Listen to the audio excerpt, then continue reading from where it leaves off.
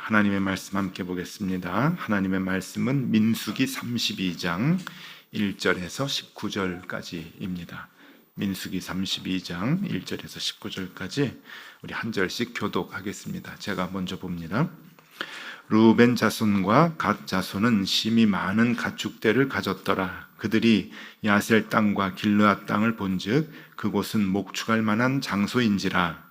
갓 자손과 르우벤 자손이 와서 모세와 제사장 엘르아살과 회중 지휘관들에게 말하여 이르되 아다롯과 디본과 야셀과 니무라와 헤스본과 엘르알레와 스밤과 느보와 부온 곧 여호와께서 이스라엘 회중 앞에서 쳐서 멸하신 땅은 목축할 만한 장소요 당신의 종들에게는 가축이 있나이다.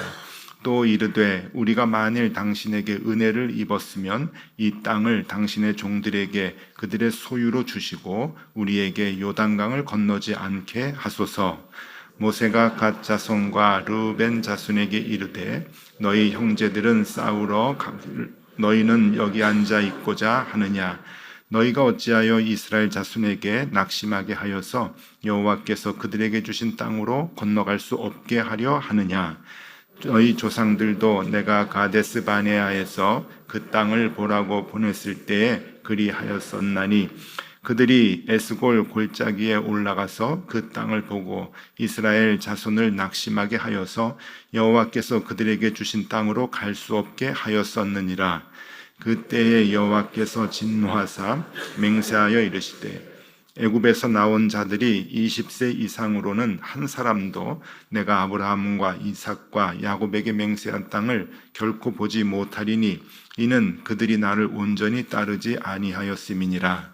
그러나 그나스 사람 여분네 아들 갈렙과 눈의 아들 여호수아는 여호와를 온전히 따랐느니라 하시고 여호와께서 이스라엘에게 진노하사 그들에게 40년 동안 광야에 방황하게 하셨으므로 여호와의 목전에 악을 행한 그 세대가 마침내는 다 끊어졌느니라. 보라, 너희는 너희의 조상의 대를 이어 일어난 죄인의 무리로서 이스라엘 향하신 여호와의 노를 더욱 심하게 하는도다. 너희가 만일 돌이켜 여호와를 떠나면 여호와께서 다시 이 백성을 광야에 버리시리니 그리하면 너희가 이 모든 백성을 멸망시키리라.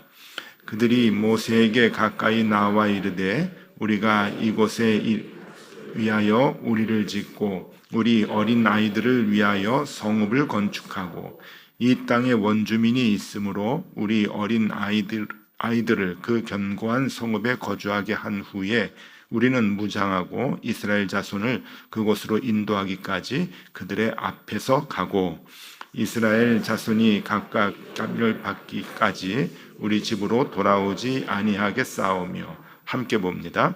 우리는 요단 이쪽 곧 동쪽에서 기업을 받았사오니 그들과 함께 요단 저쪽에서는 기업을 받지 아니하겠나이다. 아멘. 편히 주무셨죠? 네, 또 아침에 이렇게 함께 예배하게 돼서 너무 기쁘고요. 우리 영상으로 가정에서 예배 참여하시는 분들도 또 하나님의 같은 은혜가, 동일한 은혜가 함께하기를 소망합니다. 오늘은 이제 이스라엘 백성들이 드디어 가나안으로 들어가는 그 이제 장면에서 조금 갈등이 있는 그런 이제 부분의 모습들입니다. 더 구체적으로 얘기하면 몇 지파가 우리 들어가지 않겠습니다. 여기가 좋사오니 그래서 따라가지 않겠다고 그렇게 이제 반대하는 그런 그 갈등의 모습이 있는데요. 이런 갈등이 이제 왜 생겼는가라고 하는 것을 우리가 같이 좀 생각해 보면은 충분히 이제 이해가 가는 그런 그 이유들이 있습니다. 먼저 이해를 좀 돕기 위해서 지도를 좀 이제 보여드리겠는데, 우리 지난번에 좀 봤던 지도죠. 이스라엘 백성이 가나안으로 들어가는 경로가 이제 아라비아 반도 그 밑에 이제 그 사막 광야를 빙빙빙빙 돌다가 저렇게 이제 사해의 오른쪽으로 우편으로 이제 쭉 이제 돌아서 요단강을 건너서 가나안 땅으로 이제 들어가려고 하는데, 그 가나안 땅에 아모리라고 하는 족속이 있었다 그랬죠. 요단강을 건너기 전에 아모리라고 하는 족속이 이렇게 버티고 있었습니다. 그래서 우리 이미 다 이제 묵상하는 내 가운데 이제 다 이제 배웠는데, 저 아모리 왕에게 가서 우리가 지나갈 테니 아무것도 건들지 않을 테니 길을 좀 내주십시오. 그러면 우리 백성들이 요단강 건너가지고 가나안 땅으로 가겠습니다라고 정중하게 부탁을 했더니, 이 아모리가 이제 반대를 했어요. 아모리 왕이 반대를 해서 오히려 전쟁을 이제 그 싸움을 걸어왔죠. 그래서 원치 않는 전쟁을 하게 되는데 이겼습니다. 이겨가지고 저 아모리 땅이 이제 이스라엘 백성들이 이제 그 요단강을 건너서 가나안으로 들어가기 전에 거주를 하게 됐어요. 이게 거주를 하니까 밑에 있는 모압도 그렇고 주변에 있는 나라들이 또 이제 긴장했다 그랬죠. 그래서 이제 발람과 발락 이야기가 이제 오래도록 나오고 그랬는데, 이제 저기에서 하루 이틀만 거주하다가 넘어가는 게 아니잖아요. 60만 대군이기 때문에, 그 사람들이기 때문에, 집단이기 때문에 한번 이제 텐트를 치고 있으면은 굉장히 길게 이제 있습니다.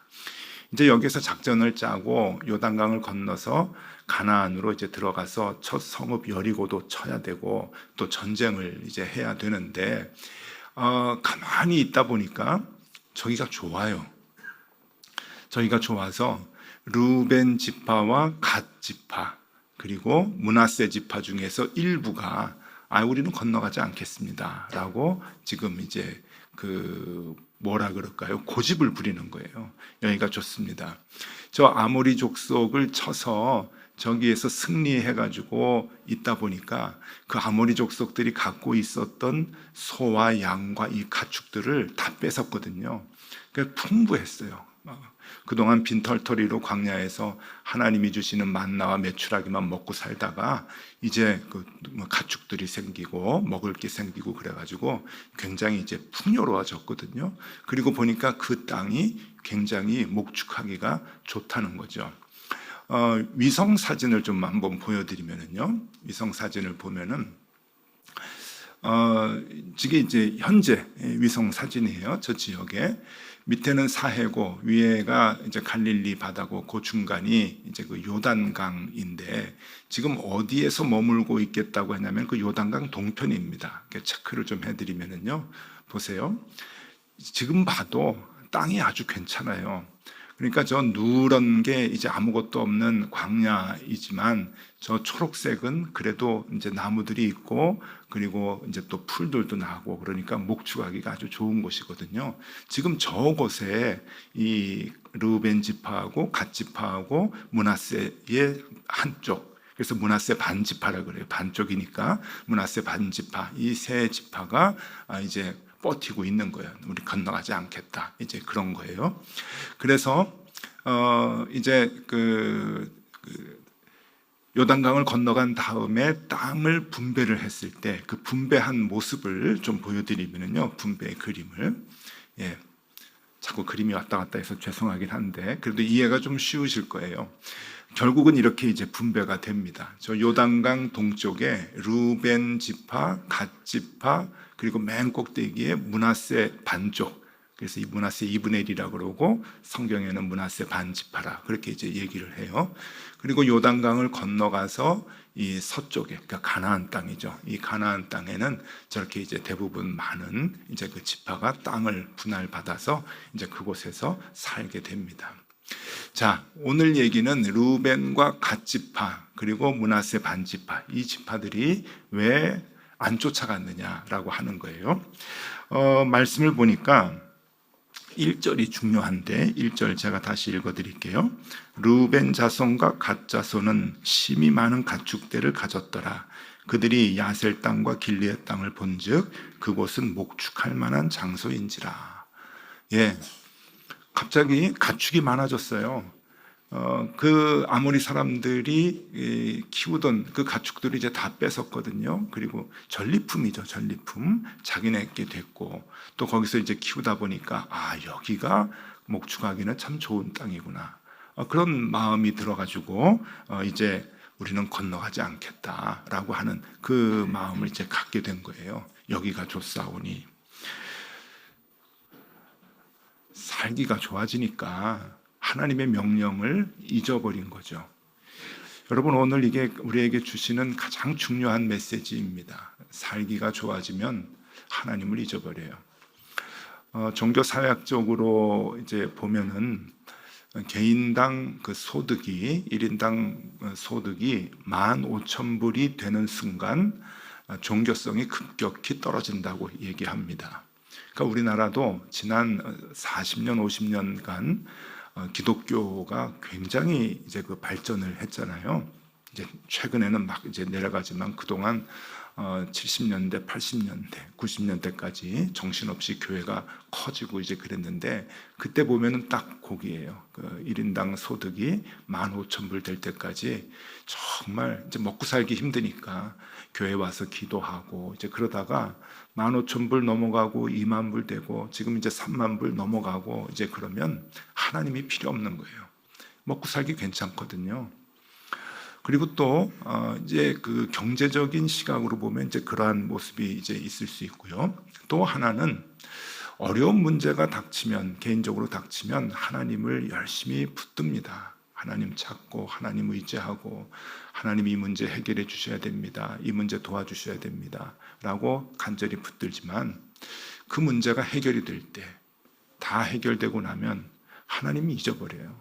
언제 하나님이 도와주셨나? 언제 하나님이 나와 함께 해주셨나? 왜냐하면 지금은 편안하거든요.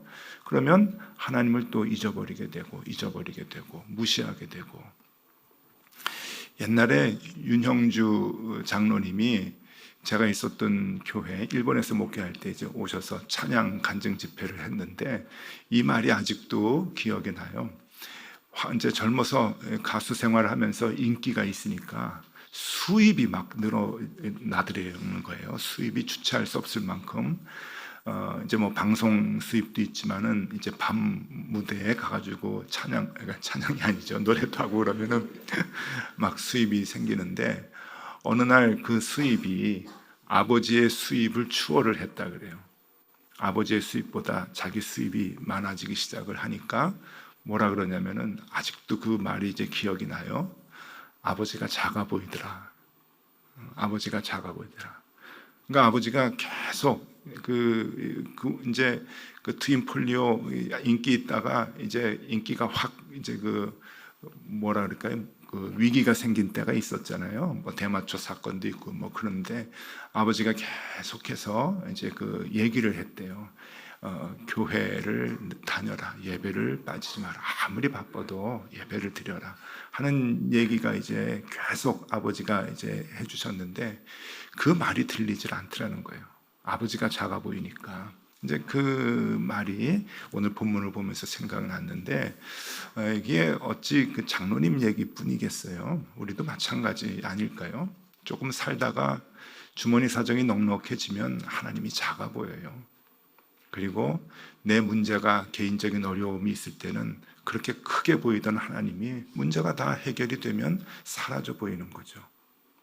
오늘 이 루벤 지파, 갓 지파, 므낫세 반 지파는 바로 그 모습을 상징적으로 우리에게 보여줍니다. 광야에서 먹을 게 없었을 때 먹을 거 달라고 애원했죠. 물이 없을 때 물 달라고 애원을 했죠. 하나님 다 살려주셨습니다. 그래서 만나도 주시고 메추라기도 주시고 바위에서 바위를 열어서 샘물도 주시고 그래서 40년 동안 살려놨더니 이제 남에게서 뺏은 가축 가지고 좀 넉넉해졌다고 여기 가축 키우기 좋은 땅이라고 하나님이 안 보이는 거예요. 난 들어가지 않겠습니다. 우린 여기가 좋습니다. 그러니까 여기 땅 주십시오 라고 그렇게 고집을 하는 거죠. 모세가 진노했어요. 모세는 이제 어떤 생각이 들었냐면 한번 경험이 있었지 않습니까? 38년 전에 정탐꾼 12명 보냈는데 12명이 돌아와가지고 10명이 부정적인 보고를 했습니다. 이스라엘 백성이 그 부정적인 보고를 다 듣고 긍정적으로 보고를 했던 여호수아와 갈렙을 죽이려고 했어요. 하나님께서 진노하셔가지고 이스라엘 백성들이 다 가나안 땅에 들어가지 못할 것이다 라고 선언을 하셨고 이제 오늘 이 본문의 시점에서는 이미 이스라엘 백성들은 다 이제 죽은 거죠. 자, 그 사건을 모르는 이스라엘 백성들이 또 하나님을 배반을 해요. 은혜를 입었는데 하나님을 배반하니까 모세가 그것을 상기시켜 주는 겁니다. 너희가 또 하나님을 배반하느냐, 다 멸망하게 된다 하는 것을 모세는 무서우니까, 한번 경험을 했으니까 그 얘기를 하는 거죠. 15절 말씀입니다. 15절 말씀 보면은 너희가 만일 돌이켜 여호와를 떠나면, 이게 중요하죠. 여호와를 떠나면 여호와께서 다시 이 백성을 광야에 버리시리니 그리하면 너희가 이 모든 백성을 멸망시키리라. 멸망시키리라. 여러분, 멸망하는 것은 하나님이 멸망시키는 게 아니에요. 원인이 우리에 있다고 하는 거죠. 너희 때문에 이스라엘 백성들이 다 멸망이 될 것이다 라고 하는 그 얘기인데, 하나님을 떠나면, 여호와를 떠나면, 아주 중요한 말씀이죠. 오늘 우리에게 주시는 말씀입니다. 너희가 여호와를 떠나면 멸망할 것이다 라고 하는 그 말씀입니다. 자, 루벤 지파, 갓 지파, 므낫세 반 지파가 이제 모세로부터 책망을 받아요. 그런데 끝까지 고집을 합니다. 그래도 우린 갈 수 없습니다. 그러니까 이제 모세가 더 화가 나가지고 이제 실랑이를 벌이는데 이제 협상을 해요. 협상을 해가지고 절충안을 이제 가지고 나오는데, 오늘 말씀을 보니까 이 절충안이 뭔가 하면은, 좋습니다. 우리가 가가지고 전쟁 같이 하겠습니다. 그러니까 요단강 건너가지고 가나안을 정복하려면 전쟁을 해야 되거든요. 가나안 7족속이 살고 있는데 전쟁을 해야 되는데, 이 전쟁에 우리가 동참하겠습니다 라고 하는 그러한 그 약조를 합니다. 그러니까 전쟁을요, 가나안 요단강을 건너서 완전히 정착하기까지 7년을 하거든요. 그러니까 7년 동안 전쟁에 참여하겠습니다 라고 하는 거예요. 그리고 이 전투에 참여하는 이 남자들이 이 전투가 다 끝나고 요단강 서편에서 이스라엘 백성들이 다 땅을 분할받는 그 순간까지 집으로 돌아오지 않겠습니다. 이제 그 약속을 하는 거죠. 그리고 우리 이 요단강 동편에는 그래도 다른 족속들이 호시탐탐 또 우리를 쳐들어오려고 넘보고 있으니까 아주 견고한 성읍을 쌓아가지고 아이들과 부녀자들은 거기에 살게 하고, 남자들은 이스라엘 백성들하고 같이 요단강을 건너서 전쟁을 치르도록 하겠습니다. 끝까지 치르도록 하겠습니다. 그리고 또 하나 약조를 해요. 다 전쟁에서 이기고 난 뒤에 요단강 서쪽에서 땅을 분할받지는 않겠습니다. 그냥 이 동쪽 여기에서 살겠습니다 라고 하는 약속을 하고, 그것을 이제 절충안으로 삼아서 서로 양보해가지고 이제 그렇게 하기로 되죠. 그런데 여러분, 이 절충안이 좋은 점도 있고 나쁜 점도 있어요. 이 절충안 때문에 결국은 나중에 이스라엘의 그 영토가 굉장히 넓어지는 그러한 그 의미도 있지만, 그러나 이 하나님의 약속을 믿지 않고 요단강을 건너지 않았던 이 세 지파, 그러니까 르우벤 지파, 갓 지파, 그리고 므낫세 반 지파는 결국 역사적으로 계속 그 후손들이 전쟁에 시달립니다.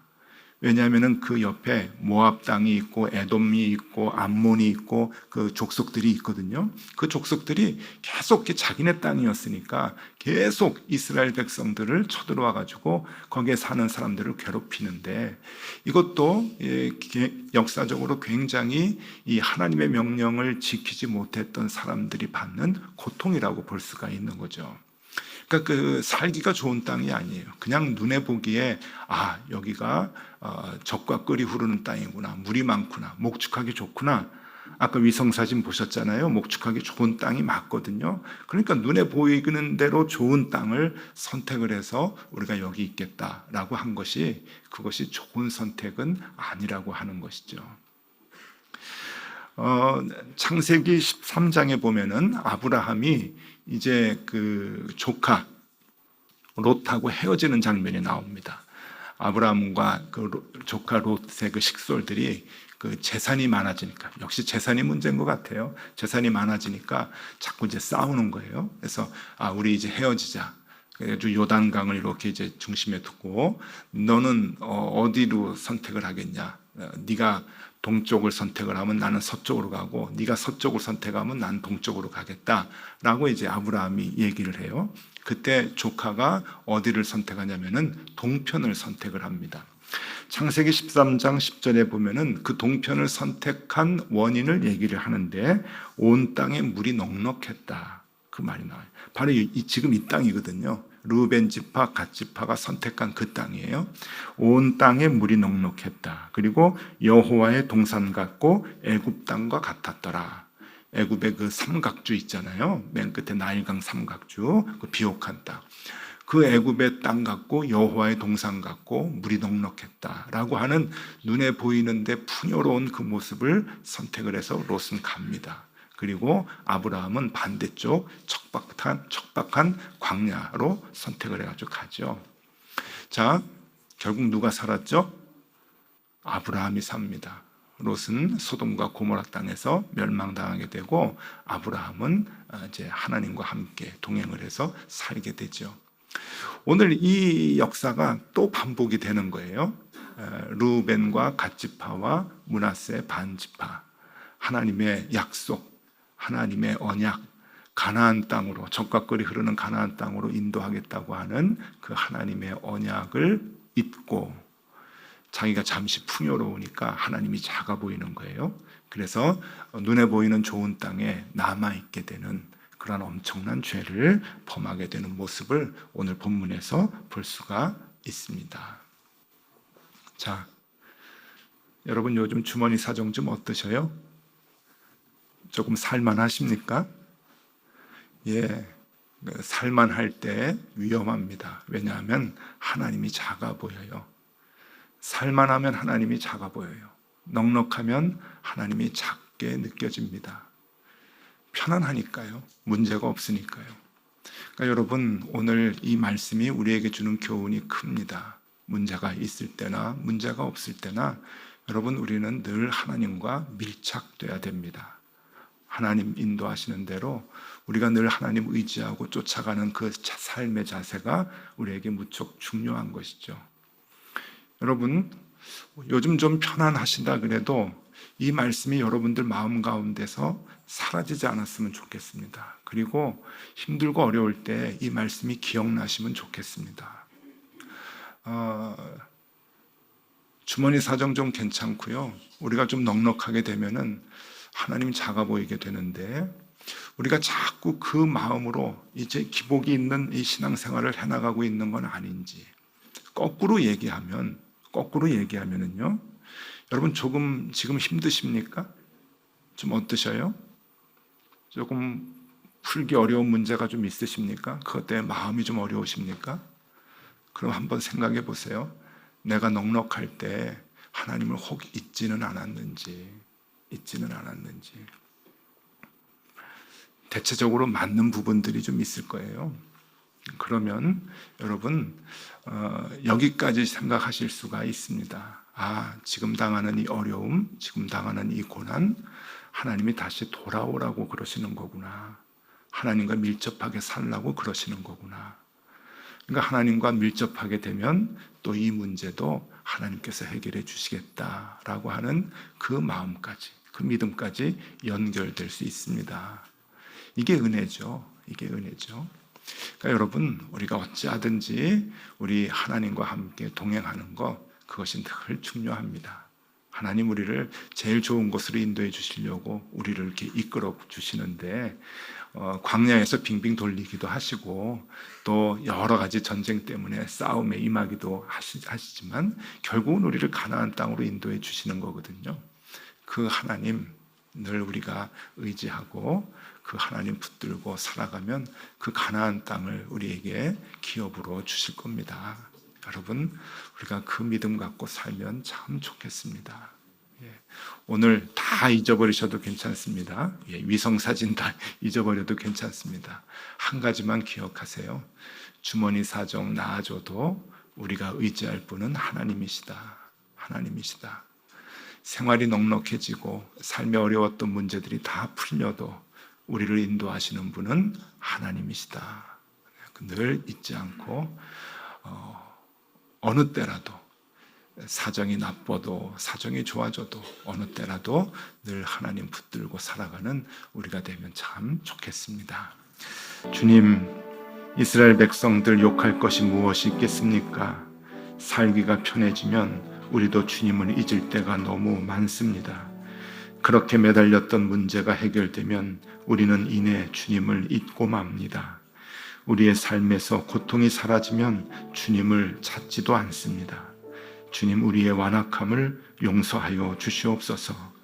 주님의 은혜를 늘 기억하고 주님께 감사하며 주님을 예배하는 일에 소홀히 하지 않도록 주님 우리를 인도하여 주시옵소서. 일평생 우리가 살아오는 모든 날 동안 나를 살리시고 인도하신 그 주님을 의지하고 오늘도 감사하며 간증하며 살아갈 수 있도록 인도하여 주시옵소서. 지금은 우리 구주 예수 그리스도의 은혜와 하나님 아버지의 사랑과 성령님의 교통하심이 주의 도우심으로 살아가고 있음을 감사하며 주께 예배하는 모든 자녀들 머리 위에 언제나 함께 하시기를 간절히 축원하옵나이다. 아멘.